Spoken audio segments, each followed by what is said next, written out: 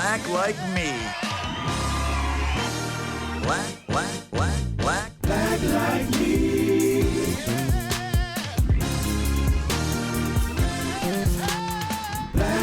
me.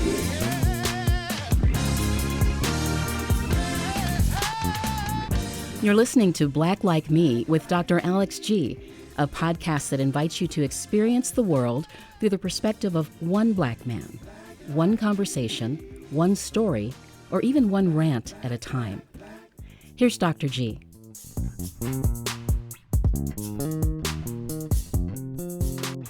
Hey, good people. Welcome back to another exciting episode of Black Like Me with Dr. Alex G.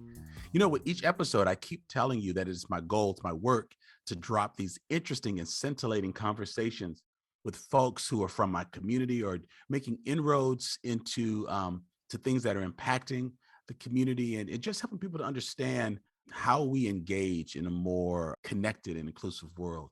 And typically, we have Black guests who talk about the amazing things that they're doing around the way. But today is a little different. I read about this gentleman. He's a faith leader and a pastor in Illinois.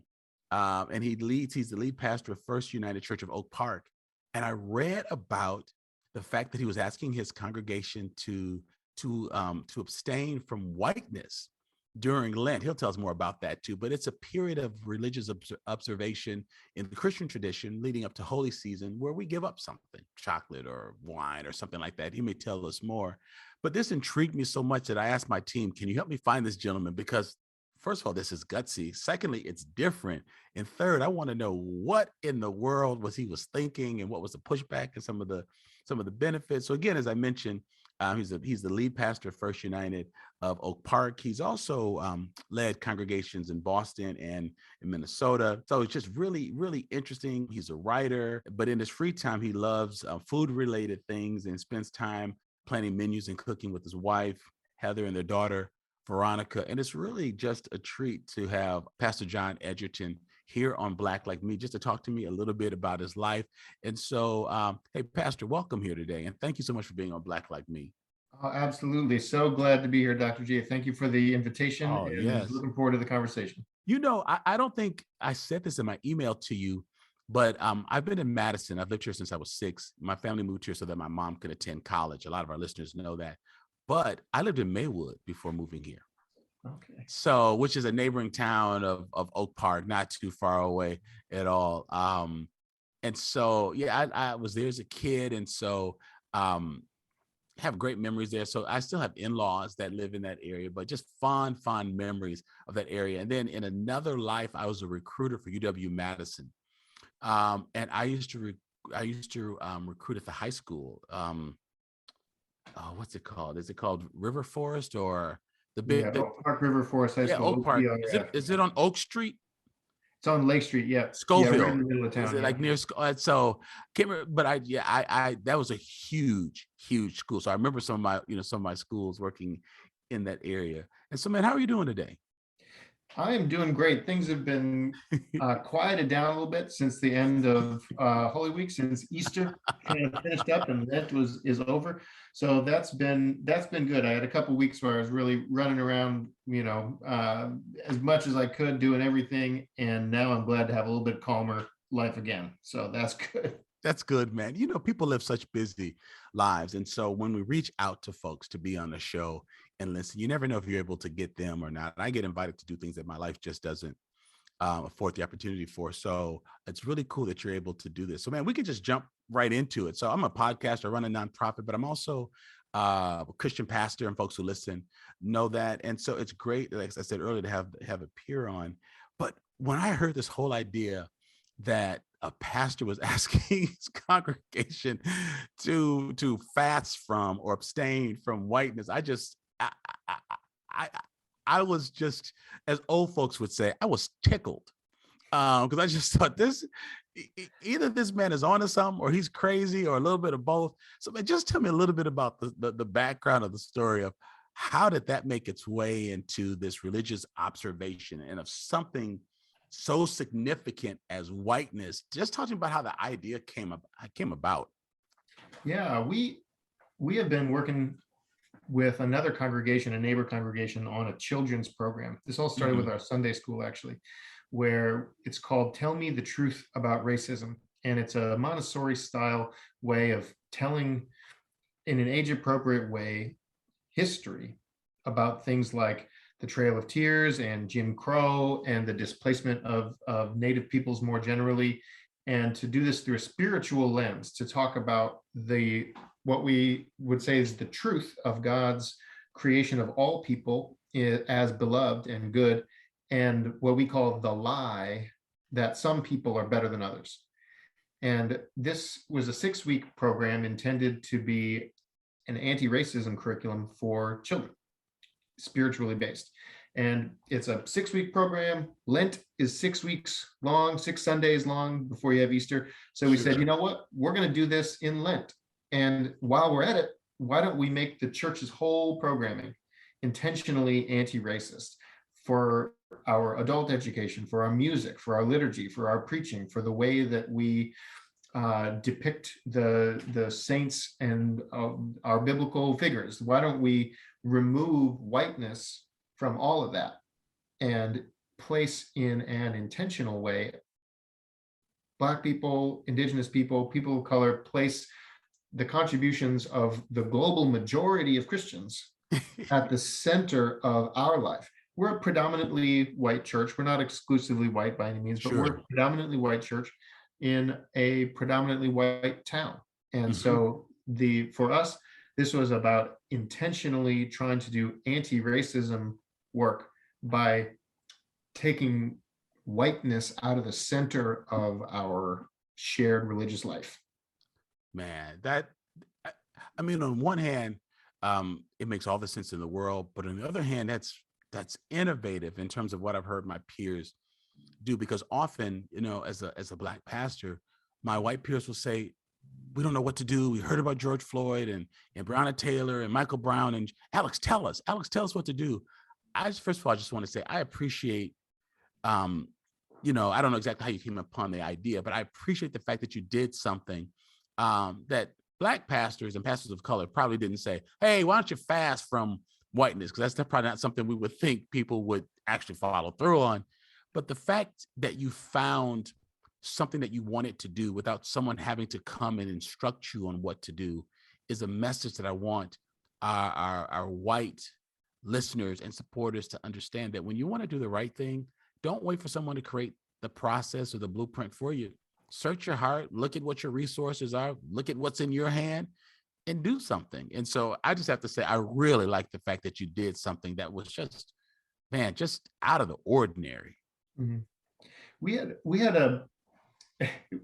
one of the things that I really enjoyed about all of this was the way that we were able to draw inspiration from a number of different sources, some faith-based and some not. But one of the things that I was the most concerned about as we were getting ready to do all of this was related to our music program. So we were going to not have any music during the season of Lent that was composed by white people. And so we would have a variety of other kinds of music. There's an enormous variety of music in the Christian sphere other than most music written by white people, almost all of it, in fact.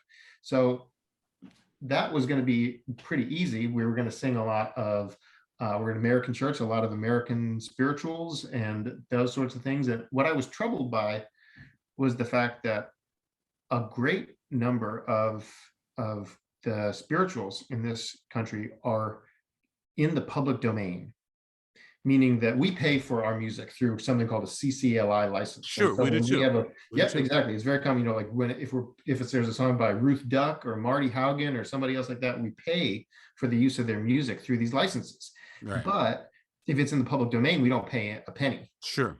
And so, because of the history of racism in the copyright industry, the unwillingness of sort of musical establishment to value the contribution of Black artists to sacred music over a long period of time, there's a disproportionate number of part of the public domain, which is spirituals and music and spiritual music by people of color.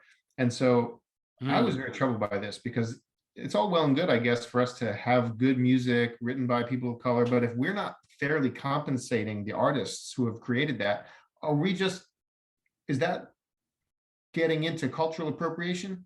You see what I mean? I sure Where, do. I right? You sure see what do. I mean? And I do. so we learned, I'd heard about a church in Massachusetts, United Parish of Brookline, who, because of this very same problem, took up a practice of what they call paying royalties for that. And so the form of the royalties they took for these public domain songs was to make substantial contributions to a local music school that was the mission of that music school in Brookline was to further propagate and further support the ongoing legacy of spirituals and training the next generation of musicians. And so we decided to take inspiration from them and have that be a part of what we were doing, Hmm. which was that we are paying royalties to a local not-for-profit on the south side of Chicago that does musical training. 90% of their students are people of color. 100% of their students go to college. I don't know how they keep that 100%, Wow. but that's, so we're supporting. So that's, there's a lot of great ideas out there that people are doing, and there's ways that if, to white people who are listening, or white faith leaders or organization leaders, you can take inspiration from what other communities are doing and do your own thing in anti-racism work and try to find a way to make it work for your context. So it was that was something that I was very passionate about as we got going in this, was not for us not to be doing this in an appropriative kind of a way. Sure. You know what I appreciate about what you're sharing is it sheds a light on cultural appropriations, but also you talked about racism in the licensing business. When I think about you know, again, as I mentioned, I run a nonprofit, and we really focus on building leadership, stamina, and capabilities within the Black community. And then through our initiative that's called Justified Anger, we help to build bridges to the non-Black community by helping to use U.S. Black history to teach folks how we really arrived at this point in history. So it helps us to understand where we are and how we got here. But I've learned that in my work, and so there's a DEI component. I learned in my work that companies will hire white companies to come and talk to them about race relations, but they will call me as a Black person for free. They'll ask me to have lunch and just say, I just want to pick your brain, or we got this position and we'd love to advertise at your church. We'd love to find some Black candidates, but they'll pay white people to instruct them on how to think about inclusion, but they will ask Black people to come for free. And so, although you're pointing at licensing and this music as one aspect, it's really sort of indicative of larger issues where Black people create it, but white people capitalize on it. Whether it's music, whether it's sound, whether it was Elvis Presley, you're really hitting upon something that's sort of like a loose thread that once you start pulling at it, things begin to unravel. Which reminds me that it's important to start somewhere, because you're talking about licensing, but you're also talking about a broader issue of how folks, particularly Indigenous people, people of color, have just been exploited for our creativity and what we bring to the table. So I think I find that very intriguing with your decision to follow suit of what you saw in a Massachusetts congregation to invest in a South Side music school, because I think that message needs to happen. Because these things are real, and it doesn't fix the whole situation, but in addition to addressing it in one corner of the world, it makes someone else say, what else has functioned this way? How has this come to bear on healthcare or the pandemic or whatever the other things may be? So I like that you're taking a stab somewhere. So talk to me about the mechanics of Lent, of this observance. Did you preach about it also? Did you talk about the role of whiteness? I want to hear about like what some of the mechanics are, and then I'm really I'm dying to hear how people and your peers, people in your congregation and your peers in other congregations responded to what you were saying or suggesting. Yeah, so we definitely built this as a whole church program. And so this was everything from our Sunday school to our adult ed to the art that was on the covers of our bulletins. We were using a photography series by a photographer named James C. Lewis, who's done 163 portraits. It's called Icons of the Bible. It's 163 portraits of biblical figures and saints. He's a photographer, so the models are, so they're, photography where the models are all people of color. And Wow. it's an amazing series. I recommend it to anybody who's interested in it. They're gorgeous photography. And he very generously agreed to allow us to use this for our bulletin art for a very modest fee. Sure. And so that was a part of it too. And we would preach about this as well, where we would, one of the things that I want people to understand is that 0 books of the Bible were written by white people. And that, if you want to find a white person in the Bible, you got to wait almost all the way to the very end of the Gospels when you find the Roman centurions at the foot of the cross guarding Right. this execution. There you finally got some white people in the Bible, but it is this is a book that was compiled and written over centuries by dark-skinned people living Yes. under the boot of empire, successive empire after empire after empire, and finding a way to survive with a God who is liberating them and their children. And so for us, we would, you don't have to like come up with some like wild sermon series to preach against whiteness and preach lifting up justice for the oppressed. I mean, it's just the regular Bible. Just the regular Bible. That's just the Bible. Yeah. So it's, our,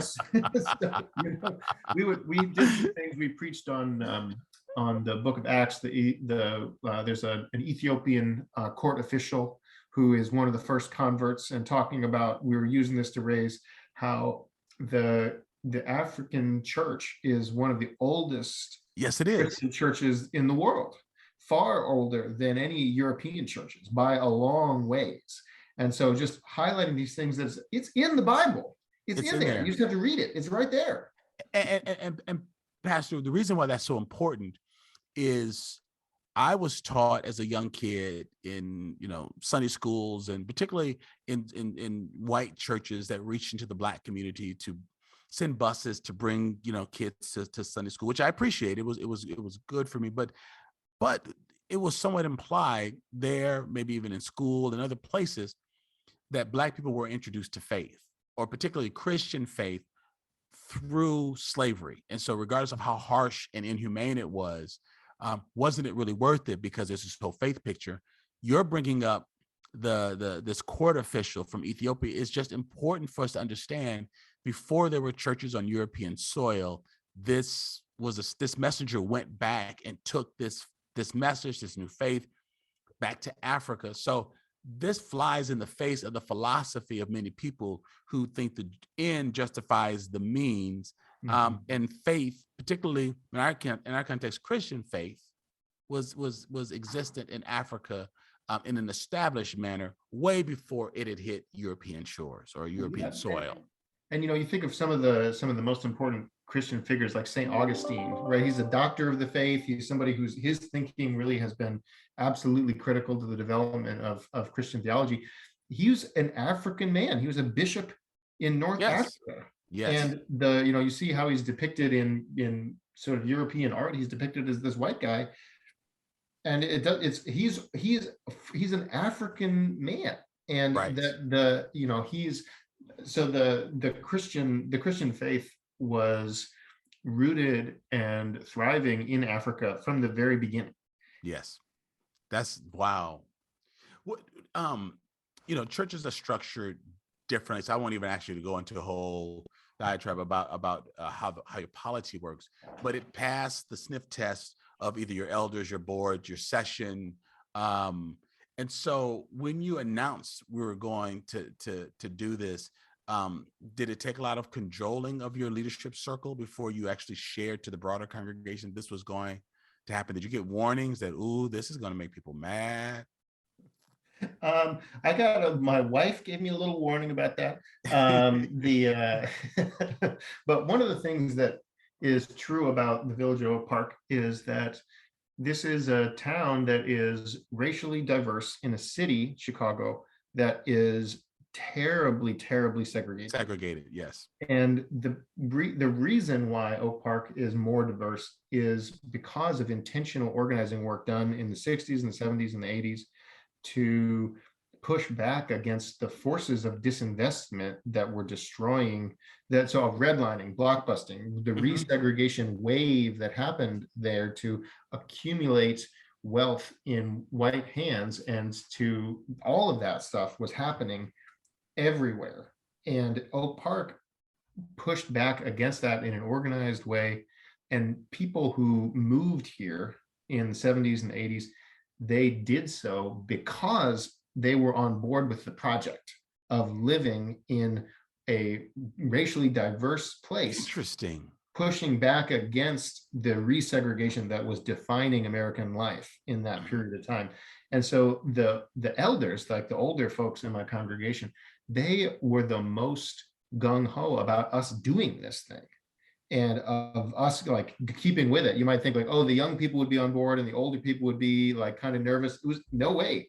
I had one fellow who said after everything kind of hit the fan and things were kind of coming at us, he said, "This feels like the good old days." And it's like, wow. I'm like, Bob, this has been some of the toughest 2 weeks of my life. I don't know what you mean by the good old days, but I'm glad you're feeling good here. So I'm glad. So the elders, particularly those of the church, were very supportive because they view this as a central part of the identity of the church, of being at the work of racial justice. We would have in the 70s, 80s, we would have said it was about diversity, and then we would be talking more about equity a little bit later. Now we're sort of talking about anti-racism. You know, the terminology has evolved a little bit, but over the past decades, this has been a core part of what this faith community understands the meaning of living out the gospel in America. In America, you must do the work of unraveling the faith from white supremacy, or else you're not faithful to the gospel. And the gospel was first proclaimed by dark-skinned people from the poor parts of town, talking about how the world, dreaming about how the world might be if they at last were free to thrive. That's just the gospel. That's what it says. And women messengers in that right too. And the women, right, and the women who were at the very first ones at the tomb proclaiming the gospel, the women and men of that time were anyway. So that's been just that's been an essential part of our faith identity. I love it. And so, you know, we live in a social media world, a cancel culture. And so we're not just dealing with our own congregations. You know, we've been virtual and some of us have been hybrid. So you have folks who are not from our region, who are participants in our faith community. Talk to me about some of the outside response, because you did it. So there must have been enough overwhelming support to do this inside. Did you find that the people who had issue with it, because unfortunately, we don't have enough good news making media. So sometimes if you see headlines, you think, oh, what's wrong? So was it local pastors? Was it others in your association? Who got bent out of shape over what seemed to be a really good and innovative thing to do? Who did it bend out of shape? Sure. So this started with an organization called Turning Point USA, which was founded by Charlie Kirk. And this is a far-right organization that has been under investigation for racial bias, that has been under investigation for illegal campaign activity, that was so far right that Liberty University cut ties with them.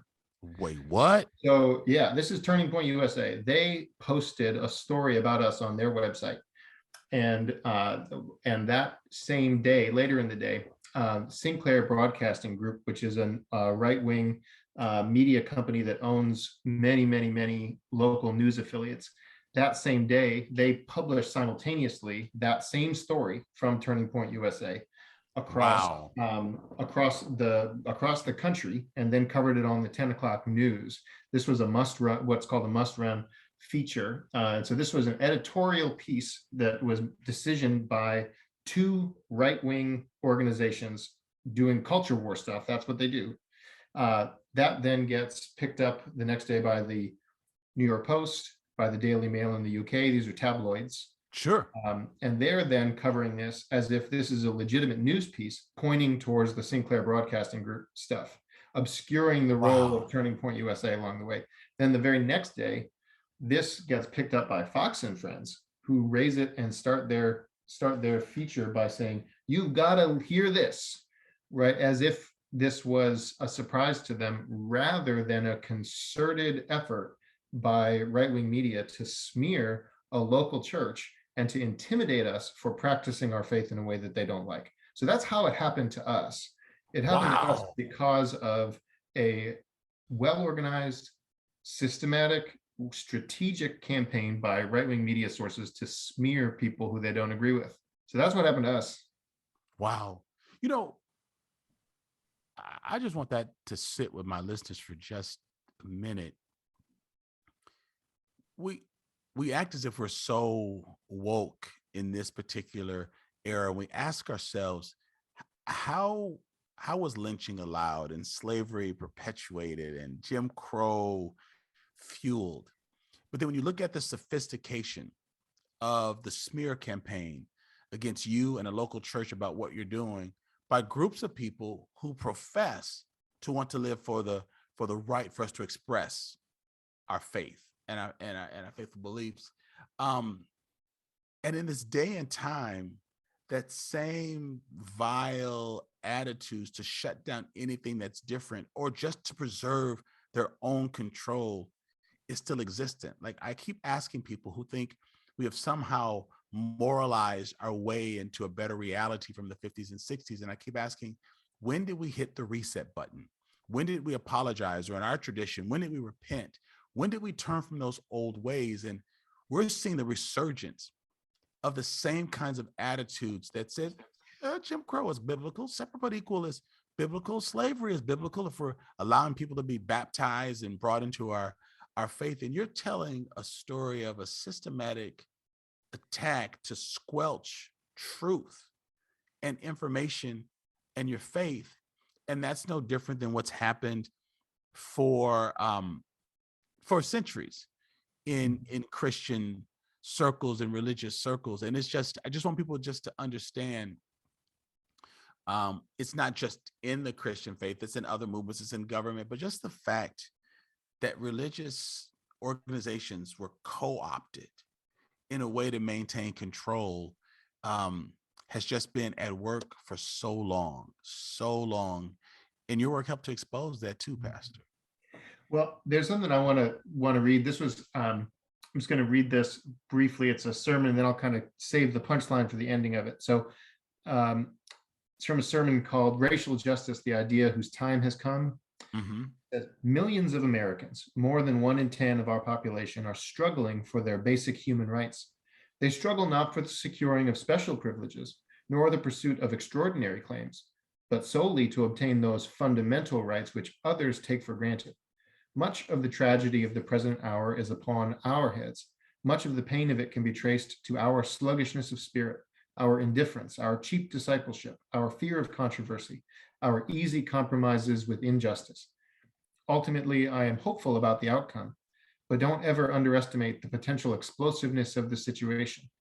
Even those of us who, through the protective wrappings of suburbia, are better able than many others to keep ugly situations at a safe distance, even we are closer to the heart of the struggle than we suspect. And this was words preached by the pastor of the church I serve on August 11th, 1963. That was 63. Dude, that's before either of us were born. Yeah, I was born late 63. It was 3 weeks before the March on Washington for Jobs and Justice. So it was 3 weeks before that. And I read that and wow, it's unbelievable the way that those same kinds of struggles are here today. So that's, on the one hand, that's discouraging, right? It's like, how can something written almost 60 years ago sound so topical today? Shouldn't we be farther? Wow. That's discouraging on the one hand, but on the other hand, this helps me to remain hopeful, because other generations, prior generations have been brave. Other generations, prior generations have proven victorious by holding to the cause of justice. And so if there's such similarity, I hope that I can draw courage as well as humility from seeing we should be farther. We should be farther. Yes, We should be yes, farther. yes, yes. Oh man, that's wow, that's powerful.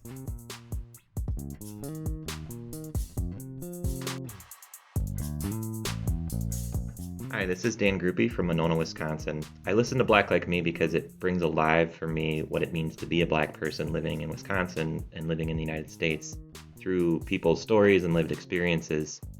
And this show has helped me to understand my role as a white person in either allowing racial disparities and injustices to be perpetuated or to take a more active role in dismantling these systems. And I'm a Patreon supporter because I feel like it's critical to amplify this message and help bring more people to the fight. The award-winning Black Like Me podcast has a reach throughout the U.S. in over 100 countries around the world. It is the work of a dedicated team of people here in Madison, Wisconsin, dedicated to changing the conversation surrounding race. When you sign up to support Black Like Me as a patron, you support the work that they are doing and help create better quality content and a better society.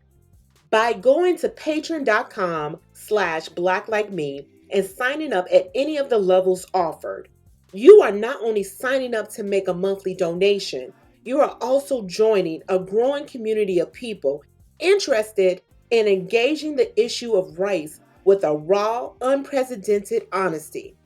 As a patron of the podcast, you will have access to exclusive content like extended interviews, bonus rants, and video chats with Dr. G. You will also have a chance to join the conversation that other patrons are already having with Dr. G about race in America. To become a patron of the show, go to patreon.com/blacklikeme or see the link in our show notes.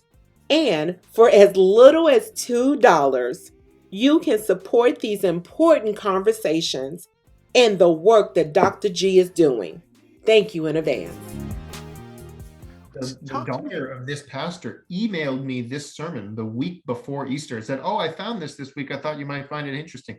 You're like, yeah, you think this is Yeah. fantastic. Wow, that needs to be framed, man, and re-preached. Yeah, I preached this. I did this as part. I just pulled up my Easter Sunday sermon. That's how I'm reading off of it. Was I preached? I read this and on Easter Sunday, letting people know, this is the eternal work, I think, of people of good faith and good conscience in this country, is to yes, dismantle the structures of racism that have so defined how this country works. because the faith communities help to substantiate it.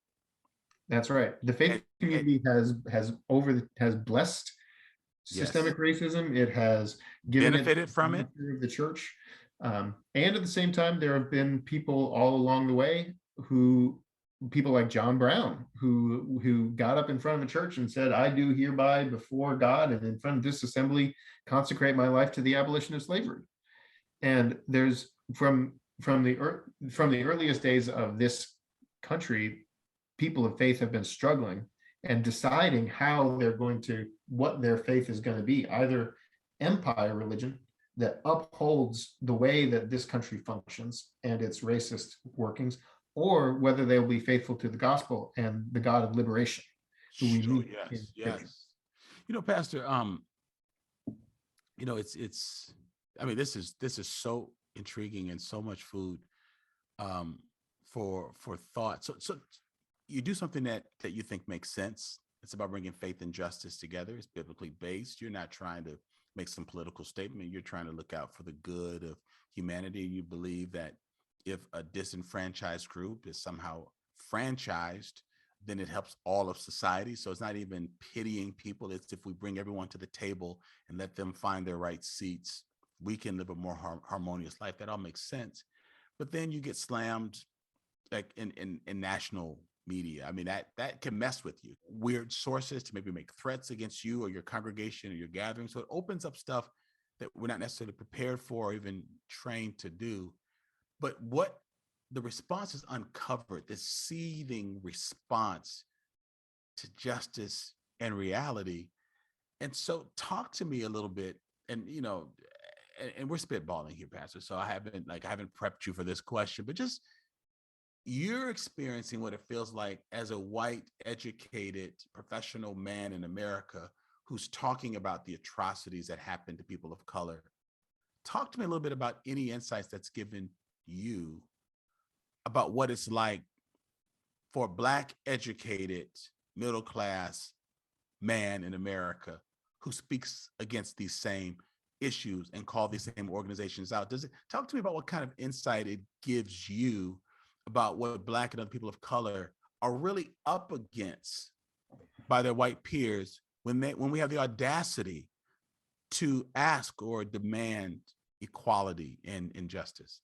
Yeah, one of the things that we did receive threats, and I figured as much.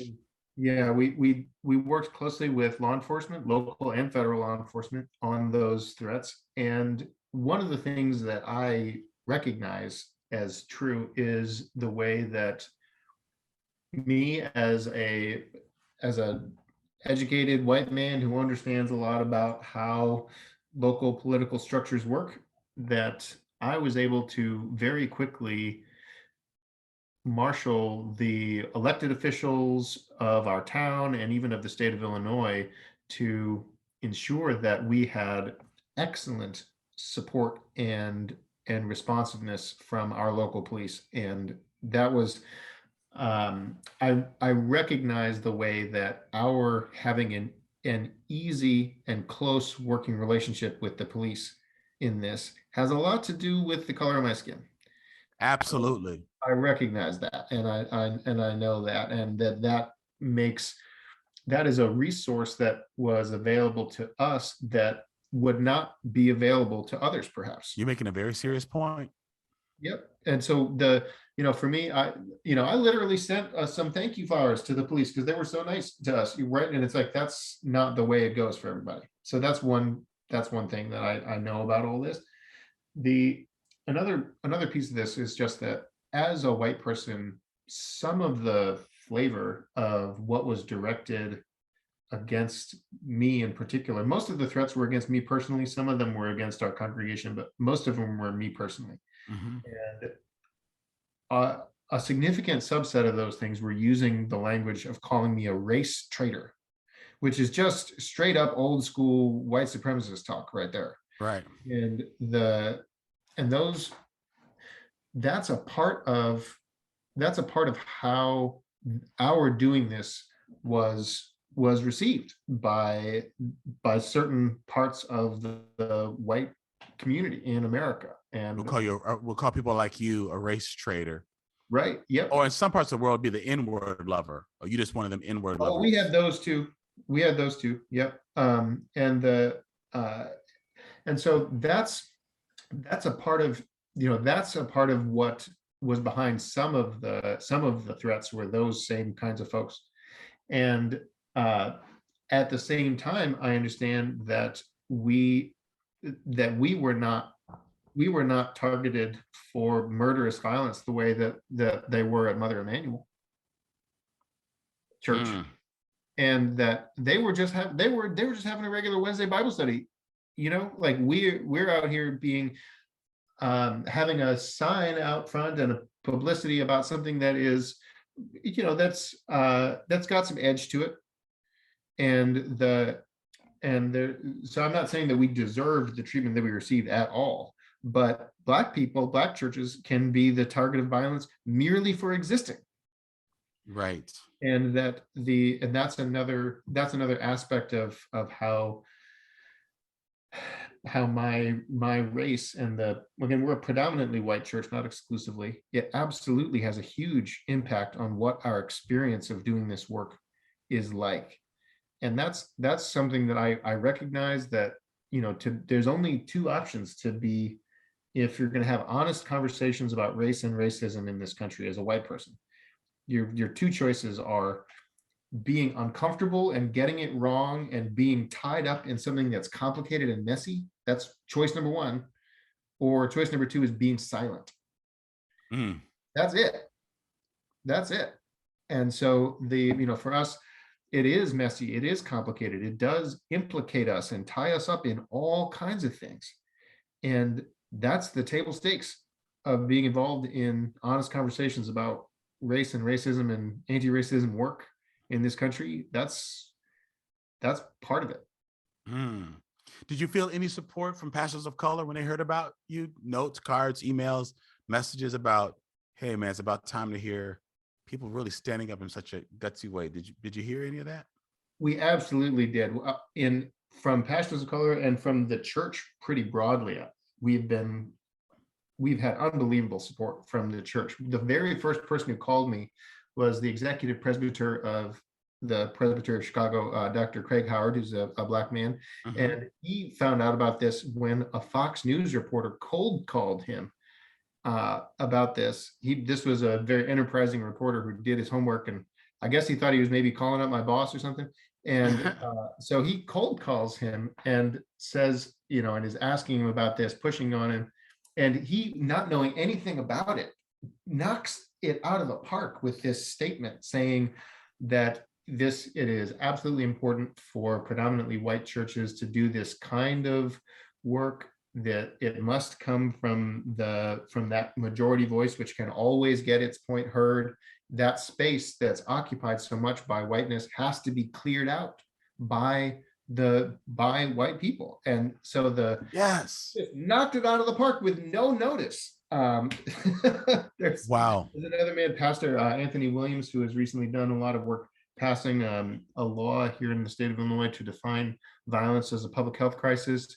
He was very supportive and came to church on Easter Sunday and gave a word of welcome and blessing. So also a Black man. And so we've been from predominantly white churches, from Black churches, from churches from as far away as the Netherlands. We've been receiving notes of support. really? Yeah. Man, I love it. Pastor, Madison is an interesting community where I live. Again, our listeners come from all over, every state of the union, across the world. But sometimes in a community like Madison, it's a home of a flagship major university, state university system. We're the seat of city, county, and state government. Sometimes we ride on the laurels of what we were, who we were in the 60s, protesting the Vietnam War and things like that.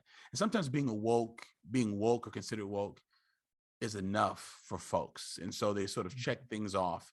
And so there are times where people of color, particularly Black people, specifically Black people, get nervous that, the attention of COVID and its impact on Black and brown people will go away as soon as the pandemic and the masks go away. People will forget that there's a reason why Black people and brown people are more prone. Talk to me about what your hopes are for your congregation in terms of living out the reality in their employment world, their friendship world, their relational world.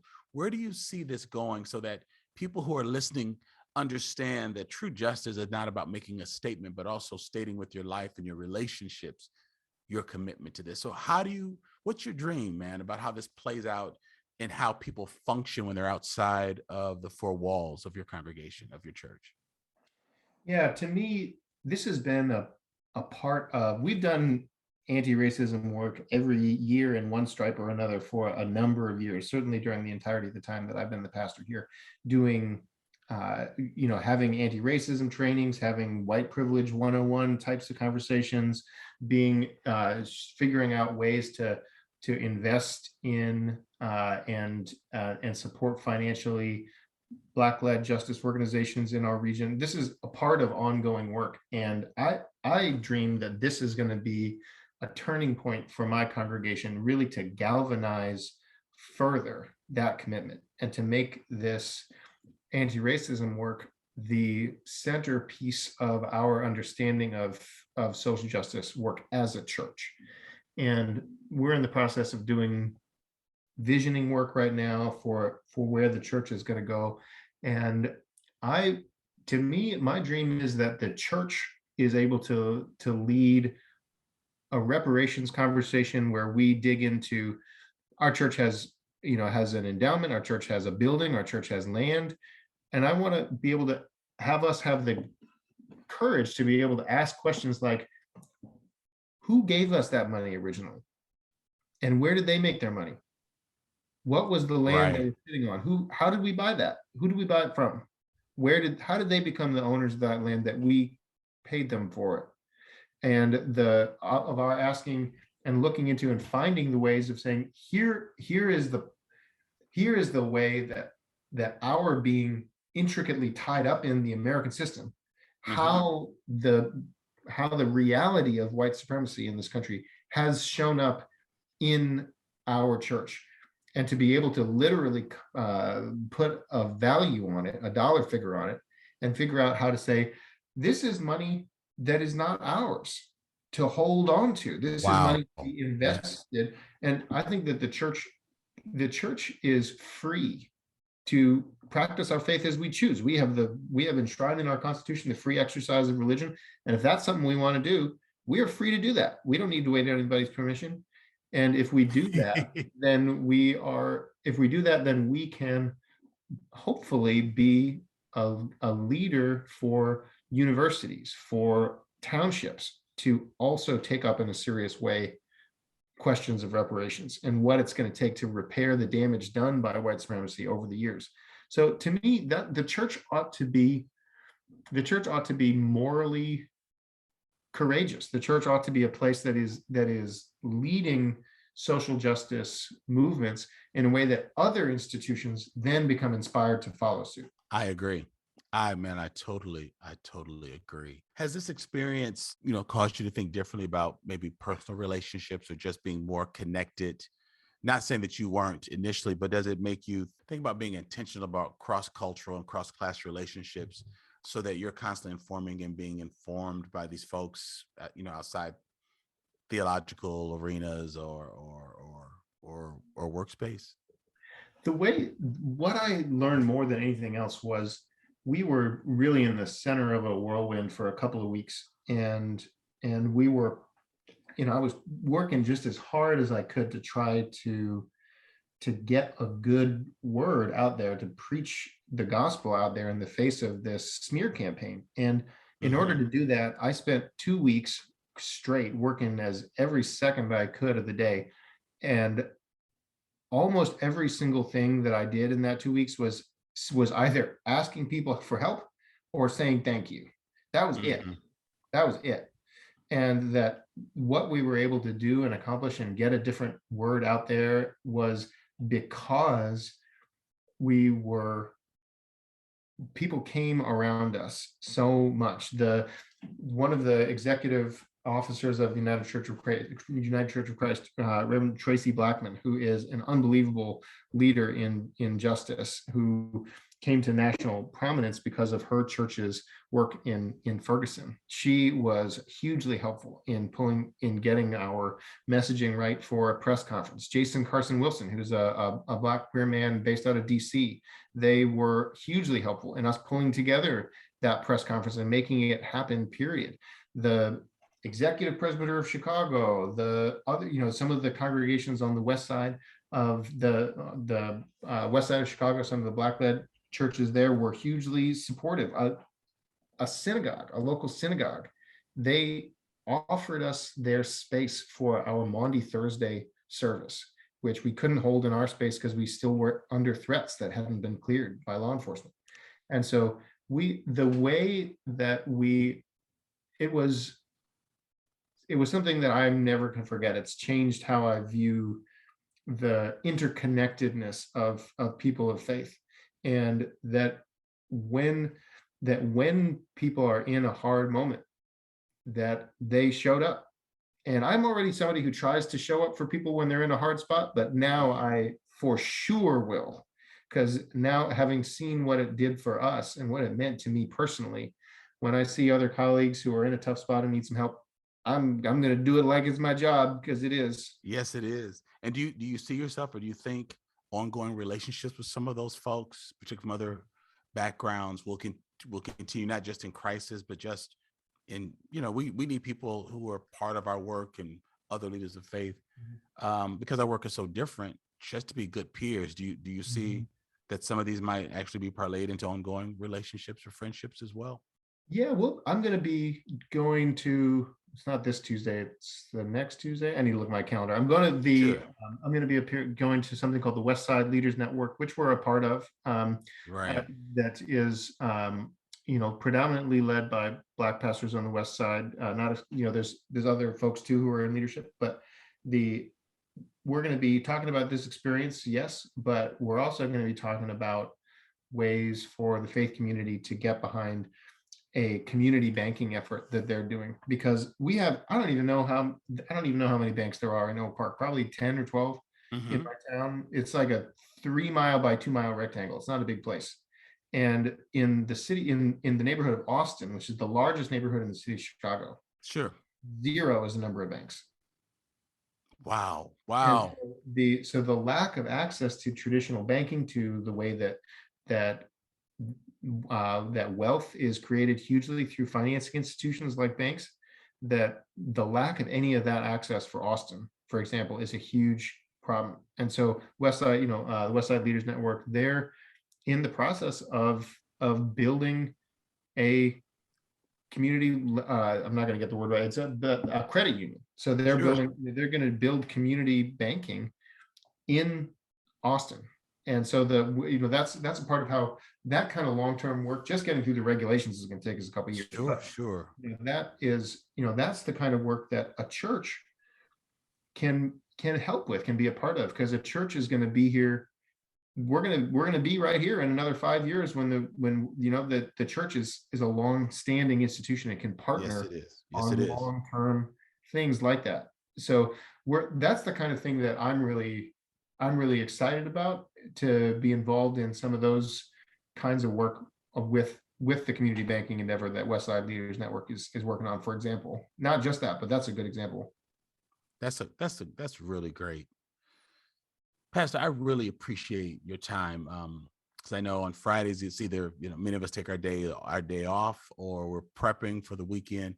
But the fact that you're sharing time here really means a lot to me. I'm inspired by your faith, and activity, because you didn't wait for someone who looks like me to tell you what to do, because you are responding in large part to your community. You knew what to do. You don't need Black people to tell you how to motivate white people. You understand the history, and you took action, and it helps me and others to think differently about and have faith in, organized faith communities. So I really appreciate you taking time to do that. As I mentioned, I've got family in Romeoville, Maywood, some of the suburb areas.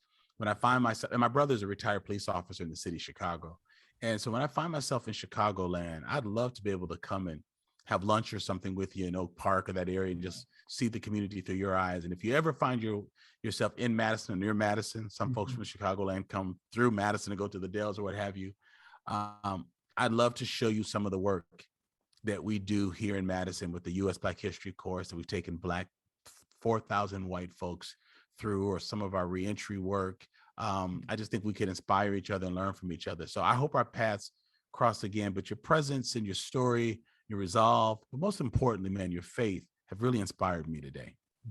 Well, thank you, Dr. G. I would love to grab lunch if we're ever in the same place at the same time, either down in Oak Park, up in Madison. Would love to get together. That would be really, really great. Hey, folks, I told you today this was going to be a good one. Again, my guest has been Jon Edgerton, the lead pastor of First United Church of Oak Park, Illinois. Listen, you all, folks who live in the Chicago area, there's going to be a link in our notes to tell you about, that can tell you how to get in touch with this congregation or this place. Check them out. You also know folks, and probably have friends whose religious circles may not talk about these issues. You need to share this with them, or others who've been saying, I wish our faith community would do more about this. I think this episode, this interview, this conversation will be inspiring to people. So please share this, and share this broadly, because we need to let folks know that there are champions for justice who do this not as a separate act of their faith, but something that's inclusive in their faith. And I think it's a bright spot that we need to really talk about. And so, as always, folks, we want you to listen. We want you to lean in. We want you to learn. We want you to change. We want you to share. So continue to support us and let folks know that you're listening. Give us feedback on what's helpful or what's insightful. Write to us and even let us know what you'd like to hear me talk about. So thank you for leaning in and listening to another exciting episode of Black Like Me with Dr. Alex G. Have a great day and just continue to make change in your spheres of influence. Take care. Black Like Me. Black like me. Now, I've got some special shout outs to the many talented members of our ever-growing production team. Eli Steenlich, who produces the show and handles all of our social media. Don Thornton, my podcast manager, who keeps things running smoothly and arranges all of my interviews. Jeremy Holiday, who edits the podcast. Corey Saffold, who created this year's theme music, and Marcus Fleming on the vocals. And of course, Jakisha Hunt, who is responsible for our fabulous new podcast merch. Thank you for listening to today's podcast. You can find out more about Dr. Alex G's amazing work at alexg.com. Black Like Me is sponsored by the generosity of the Human Family Unity Foundation. Black like me.